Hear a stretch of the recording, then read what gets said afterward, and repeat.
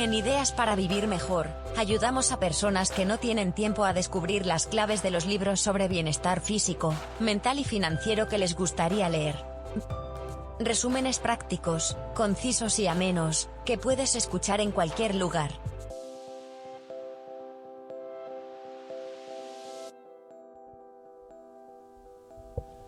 Hola a todos y bienvenidos a Ideas para Vivir Mejor.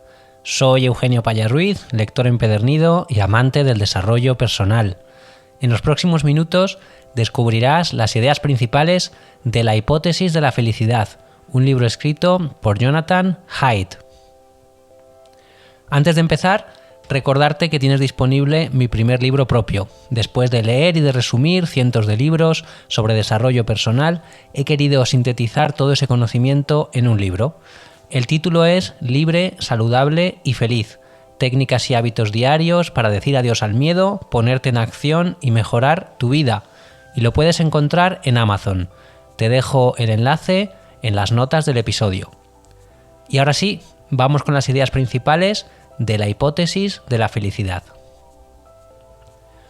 A lo largo de la historia hemos buscado la felicidad en ámbitos tan diversos como la riqueza, como la religión, el ejercicio, la comida, y sin embargo, a pesar del enorme esfuerzo humano por descubrir cuál es esa clave, qué es lo que contiene la clave de la felicidad, las preguntas fundamentales siguen vigentes, y son dos: ¿qué es la felicidad? Primero, y segundo, ¿cómo la podemos conseguir?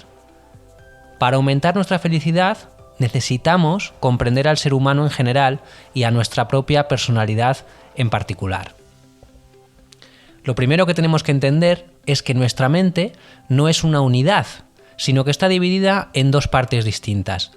Es esa famosa metáfora del elefante salvaje montado por un humano que hace lo imposible por controlarlo. Por ejemplo, nuestro ritmo cardíaco está determinado por la rapidez con la que corre nuestro elefante interior, no por la toma de decisiones consciente del jinete racional.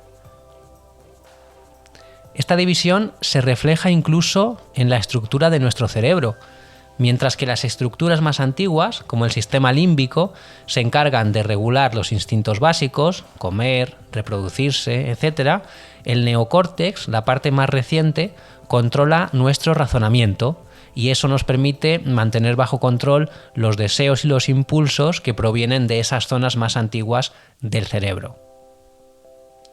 Nuestro elefante interior, nuestro subconsciente, nuestro sistema 1, tiende a evaluar todo lo que vemos de una manera bastante negativa. ¿Por qué? Porque la supervivencia de nuestros antepasados dependía de su capacidad de reconocer el peligro. Entonces le pasa lo mismo que cuando, por ejemplo, un elefante real ve un ratón. Entonces se asusta, a pesar de ser mucho más grande que él. El elefante interior reacciona con preocupación y con miedo ante cosas que probablemente no nos pueden hacer daño, como ese ratón que decíamos antes, cosas que probablemente no nos puedan matar, una vez más, como ese ratón, y lo hace ante situaciones como, por ejemplo, el tener que realizar una presentación en el trabajo. Ahí nuestro elefante interior reacciona como cuando el elefante real ve a ese pequeño ratón que le asusta. El elefante, por tanto, no puede ser controlado a voluntad por ese jinete más racional, pero el jinete sí que puede emplear ciertas técnicas para entrenar al elefante a ser más feliz. Por ejemplo, meditar a diario. Meditar a diario puede reducir los pensamientos pesimistas, los pensamientos negativos, puede transformar nuestra visión del mundo hacia una visión más optimista. Los seres humanos, además, tenemos un instinto de reciprocidad bastante arraigado. ¿Por qué? Porque esa reciprocidad mejoraba enormemente nuestras probabilidades de supervivencia cuando vivíamos en grupo, en los tiempos ancestrales. Al mismo tiempo que tenemos ese instinto, tendemos a no notar nuestros propios defectos, porque darnos cuenta de que somos falibles nos resulta extremadamente desagradable. De hecho, si alguien nos acusa de hacer algo mal, nuestra reacción inmediata, es decir, la reacción de nuestro elefante interior, es la negación, y la del jinete es buscar argumentos que apoyen la reacción inicial del elefante. si nos esforzamos conscientemente en encontrar los errores que nosotros mismos cometemos, es muy probable que podamos mejorar nuestra relación con los demás.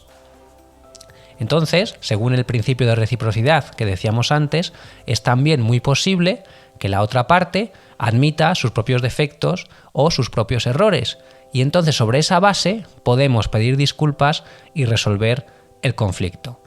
Así que la próxima vez que te encuentres en un conflicto con un amigo o con tu pareja, intenta buscar primero tus propios defectos en lugar de centrarte solamente en los de la otra persona.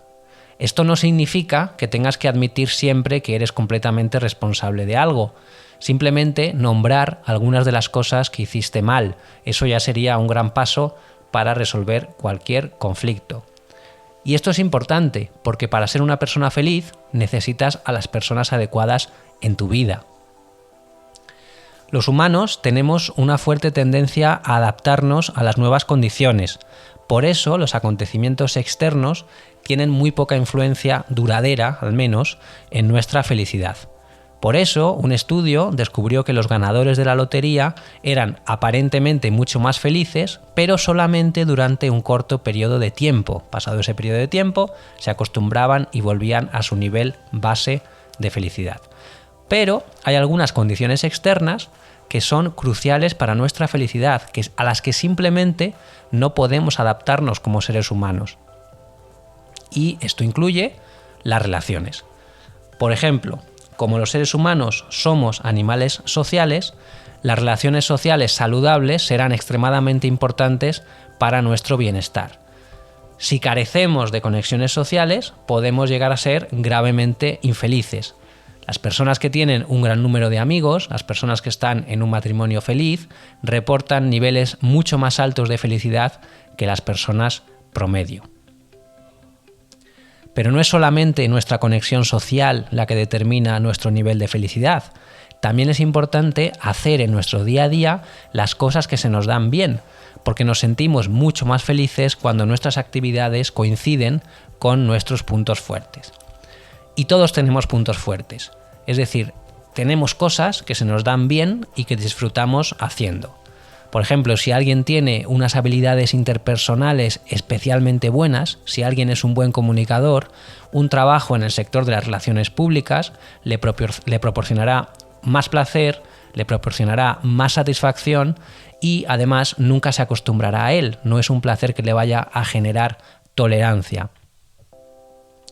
Así que para sentirte satisfecho con tu trabajo, ese trabajo debe estar en consonancia también, además de con lo que se te da bien, con tus creencias sobre lo que es bueno, con aquellos aspectos que creas que merece la pena llevar a cabo. Y cada uno de nosotros aquí una vez más tenemos nuestros propios valores y nuestras propias creencias personales, por lo que encontrar un trabajo significativo requiere echar un vistazo a esos valores internos nuestros para tratar de encontrar ese trabajo, esa ocupación que sea coherente con lo que descubrimos. Nunca elijas un trabajo solamente por el sueldo, sino porque sea algo que realmente te gusta hacer, algo que esté en línea con esas creencias y con esos valores. El libro también nos dice que la mayor parte de las personas que han experimentado dificultades en su vida se benefician de haberlas sufrido. Por ejemplo, las personas suelen sentir un impulso de confianza muy grande después de perder un trabajo o incluso después de perder a un ser querido. ¿Por qué? Porque la experiencia de haber sobrevivido a esa dificultad que antes era inimaginable transforma la imagen que tienen de sí mismas para mejor. Además, cuando sufres una adversidad de ese tipo, tienes la oportunidad de reflexionar sobre tu propio concepto, tu autoconcepto, tu autoimagen. Por ejemplo, cuando pierdes a un familiar, tienes el tiempo o tienes el espacio o tienes la necesidad para permitirte revisar cuál es tu autoconcepto y tratar de hacerlo coherente con tu verdadera personalidad. Para llegar a ser una persona verdaderamente moral y virtuosa, tenemos que entrenar a ese elefante salvaje del que hablábamos antes. Y una forma de hacerlo es practicando el altruismo. Solemos pensar que el altruismo es servir a la comunidad en general, y ser altruista también significa ser bueno con otro individuo, con otro individuo e incluso contigo mismo, perdón. ¿Y por qué? Esto se debe al llamado subidón del ayudante. Esto está estudiado. Cuando nosotros hacemos algo por otra persona, nuestro cerebro se transforma para bien. Sentimos un bienestar, sentimos una comodidad que nos hace estar más a gusto. El comportamiento altruista, en definitiva, da cierto sentido a nuestra vida y además nos ayuda a conectar con otras personas, lo cual ya hemos dicho que es beneficioso para nuestra felicidad. Otra forma de entrenar a nuestro elefante interior para que practique esa moralidad es establecer un conjunto fijo de valores en una comunidad. Es decir, construir un entorno en el que se enseña a cada individuo a seguir el mismo conjunto de reglas. Este entorno gobernado por reglas, que hoy en día se ve tan mal, sirve para proporcionar a cada uno de los individuos que lo forman una mayor coherencia entre su jinete y su elefante. Y de hecho, hay algunos estudios en Estados Unidos que muestran que uno de los mejores predictores de la salud es el grado en el que se mantienen los valores de una comunidad. Es decir, en vecindarios donde se mantienen una serie de valores que cohesionan a la comunidad, la salud de la gente que los compone suele ser mejor. Y el libro también nos dice que tenemos una necesidad básica de creer en lo divino. En comparación con otras sociedades, en comparación con épocas pasadas, la religión desempeña un papel bastante limitado en nuestro mundo occidental moderno. Pero las religiones pueden tener algo interesante que ofrecernos. Las religiones nos hacen más felices porque estamos conectados a algo mucho más grande que nosotros mismos. Y no solamente a algo más grande que nosotros mismos, sino también a los demás. Las religiones nos conectan con los demás a través de la oración o a través de las celebraciones en grupo. Esto explicaría por qué hay muchas personas en Occidente que a menudo sienten que a su vida les falta algo esencial. Y hasta aquí las ideas principales que he encontrado en La hipótesis de la felicidad, un libro escrito por Jonathan Haidt. Espero que te haya gustado. Si es así, por favor, suscríbete al podcast, dale a me gusta, comparte en redes sociales o por WhatsApp con esa persona que sepas que anda buscando la felicidad. Y sin más, me despido. Muchas gracias como siempre y hasta la próxima.